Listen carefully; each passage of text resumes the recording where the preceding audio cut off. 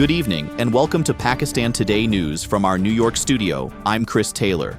We begin with Pakistan's diplomatic outreach to Iran amid evolving regional developments. Deputy Prime Minister and Foreign Minister Ishaq Dar held a telephone conversation with Iran's Foreign Minister Abbas Araghchi, during which both sides exchanged views on the U.S.-Iran ceasefire, regional stability, and Pakistan's continued diplomatic engagement. According to Pakistan's Foreign Office, Ishaq Dar emphasized the importance of sustained dialogue and constructive engagement as essential tools for promoting peace and stability across the region. Iranian Foreign Minister Abbas Araghchi appreciated Pakistan's consistent facilitation role and constructive approach, with both sides agreeing to remain in close contact moving forward. In a separate development, Araghchi also held discussions with Pakistan's Chief of Army Staff General Asim Munir, focusing on regional security dynamics and ceasefire-related matters, as reported by Iran's semi-official Tasnim news agency. Now, to bring us more details on Pakistan's diplomatic engagement in this evolving situation, we are joined by Sarah William, reporting from Islamabad.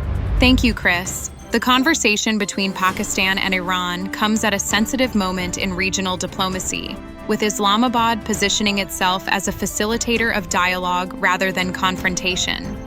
Officials here in Islamabad say the leadership is closely monitoring developments surrounding the U.S.-Iran ceasefire discussions. The Foreign Office has repeatedly stressed Pakistan's commitment to peaceful resolution of conflicts in the region. Meanwhile, engagement between military leadership and Iranian officials highlights the multi-layered nature of Pakistan's diplomatic outreach. Analysts suggest this reflects Islamabad's effort to maintain balanced relations with key regional stakeholders while supporting de-escalation efforts. Thank you, Sarah, for that update. Moving on, China has strongly rejected remarks made by U.S. President Donald Trump regarding an Iranian-flagged cargo ship seized by U.S. forces. Washington claims the vessel was intercepted after attempting to bypass a blockade on Iranian ports, while Trump suggested the ship may have been linked to China. However, Beijing has dismissed the allegation outright. The Chinese Foreign Ministry said such claims have no factual basis and reiterated that normal international trade should not be disrupted or interfered with. China also emphasized its opposition to politicizing maritime commerce amid rising global tensions. In the Gulf region, Kuwait's military says 2 attack drones launched from neighboring Iraq targeted northern border posts. Officials described the incident as a criminal act involving explosive-laden drones guided by fiber optic cables. While the attack caused material damage, no casualties were reported. Kuwait has faced repeated cross-border drone and missile threats in recent months, often linked to Iran-aligned groups operating from Iraq.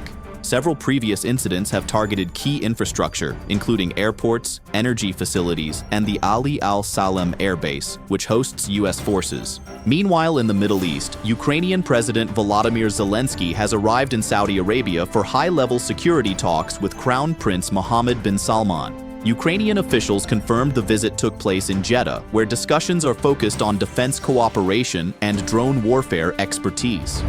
Ukraine, which has developed significant experience in countering drones during its war with Russia, is now sharing that knowledge with Saudi Arabia.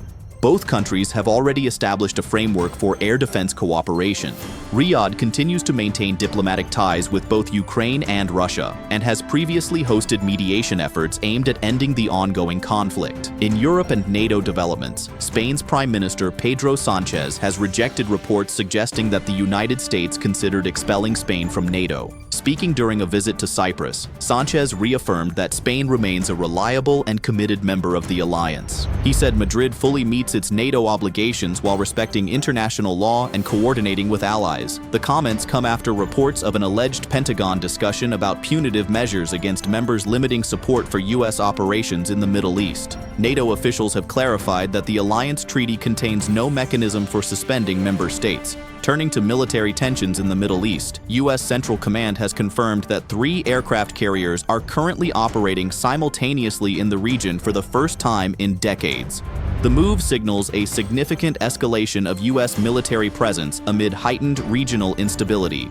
In related developments, a Hezbollah lawmaker has stated that the group retains the right to respond to what it calls Israeli aggressions. Meanwhile, shipping company Hapag-Lloyd confirmed that one of its vessels has safely crossed the Strait of Hormuz, despite ongoing tensions and security concerns in the area. Finally, maritime traffic in the Strait of Hormuz has dropped sharply, with only 5 ships passing through in the past 24 hours, according to Reuters citing shipping data. Among them was the Iranian-flagged tanker Nikki, which is under U.S. sanctions and was reported to be sailing without a declared destination. Its next movement remains uncertain amid heightened naval activity in the region. In contrast, Hapag-Lloyd confirmed successful passage of one vessel, while the supertanker Helga reached Iraq's Basra offshore terminal, indicating limited but continued maritime operations in the strategic waterway. That's all for now. You're watching Pakistan Today News. I'm Chris Taylor.